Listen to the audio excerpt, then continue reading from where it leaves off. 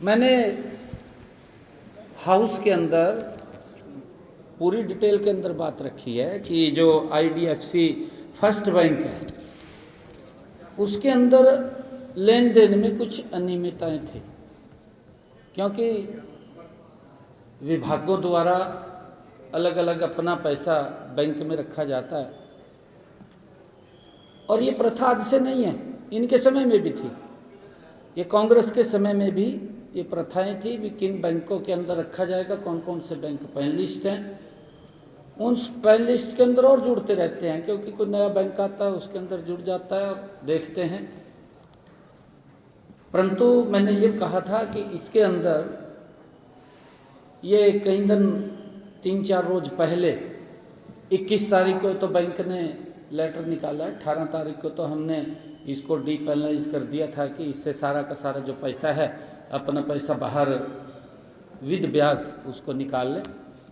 परंतु एक एक पैसा वो आएगा, वो कहीं जाएगा नहीं, हमने उसकी सुनिश्चितता की है। और कर्मचारी है बैंक का, उसने अगर कोई हरकत की है, जैसा बैंक ने कहा है कि हमने उसके खिलाफ कार्रवाई की है एक उच्च स्तरीय, क्योंकि इसके ऊपर हमने एंटी करप्शन ब्यूरो को दिया है, उसके अंदर कार्रवाई चल रही है और हमारा उसके ऊपर FIR भी दर्ज होगी है, वो जांच करके इसके ऊपर कार्रवाई करेगी। जहाँ जहाँ एक उच्च स्तरीय कमेटी वो भी बनेगी, इसके ऊपर सारा जांच करेगी। इसकी उच्च स्तरीय कमेटी ये देखेगी कि कहाँ किसकी गलती है। सरकार का जो ये पैसा है, क्योंकि गलती कहीं हुई है, बैंक ने की है, कहीं तो हुई है गलती, बैंक के कर्मचारी ने की है, किसी ने भी गलती की है उसके खिलाफ सख्त से सख्त कार्रवाई होगी, कोई बख्शने का सवाल नहीं है। पैसा हमारा वो सुरक्षित वापस आएगा, इसके लिए हम सुनिश्चितता कर रहे हैं।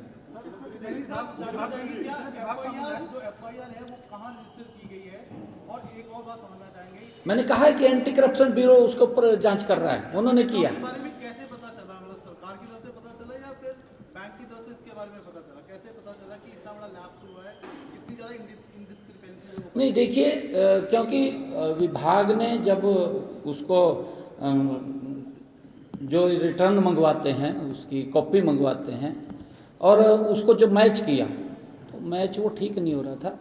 एक बार कहा, 2 बार उसके अंदर देखा और जब वो मैच नहीं हो रहा था तो ये तुरंत इसके ऊपर ये निर्णय किया गया कि इसको से पैसा वापस लिया जाए और किसी अनधिकृत बैंक में ये सारा का सारा जमा किया जाए। और उसको लेकर के ये हमने निर्णय किया है कि हम इसकी गहनता से जांच कराएंगे।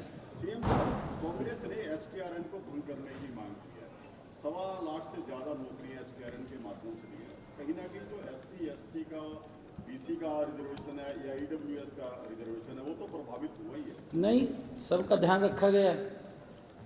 देखिए, कांग्रेस लगातार गुमराह करने वाले बयान देती है, कांग्रेस गुमराह करती है, झूठ बोलते हैं ये लोग। और फिर मैंने कहा भी है, अभी सदन के अंदर इन्होंने हल्ला वो किया कि इसके ऊपर चर्चा होनी चाहिए, नौकरियों के ऊपर। मैंने कहा हम चर्चा के लिए तैयार हैं, चर्चा सरकार का भागती है, परंतु सुनने का मादा होना चाहिए, सुने बैठ करके। मैंने ये बात कही, आपने भी सुना था उसको लेकर के। और मैं ये बताना चाहता हूँ कि जो मैंने हाउस के अंदर भी कहा था कि 18 फरवरी को हमने ये आदेश कर दिए थे कि जो IDFC फर्स्ट बैंक में संचालित सभी विभागीय हमारे जो खाते हैं उनको बंद कर दिया जाए और तथा जितनी राशि है उस राशि को विद ब्याज दूसरे बैंक में उसको स्थानांतरित कर दिया जाए। क्योंकि बैंक ने तो 21 तारीख को लेटर जारी किया, हमने तो 18 तारीख को उसके ऊपर कार्रवाई कर दी। सर, कितने विभाग शामिल हैं इसमें? अलग अलग हैं। एक हमारा विभाग है जो पोल्यूशन का है, एक हमारा यूएलबी का नगर निगम का पंचकुला का है, एक नगर परिषद कालका का है और पंचायत का विभाग भी है। 4-5 विभाग इसमें शामिल है। सर किसी आईएएस की पत्नी का भी नाम आ रहा है कि उस बैंक में कार्यरत है, कोई आईएएस है हरियाणा सरकार की, उनकी पत्नी उस बैंक में कार्यरत है, कुछ ऐसी भी बात आ रही है। तो इसके साथ ही प्रश्न ये भी है कि कुछ फ्रॉड इनवॉइसेस है वो भी वहाँ पर डाले गए हैं, तो सर क्या कुछ इस तरह की जांच के सामने है? देखिए, मैंने आपको कहा ना भी एक उच्च स्तरीय कमेटी भी बनेगी। हमने एंटी करप्शन ब्यूरो को दे दिया है, वो जांच कर रहे हैं। एक उच्च स्तरीय कमेटी भी बनेगी जो बिल्कुल जांच करेगी, ये मैंने स्पष्ट कहा है।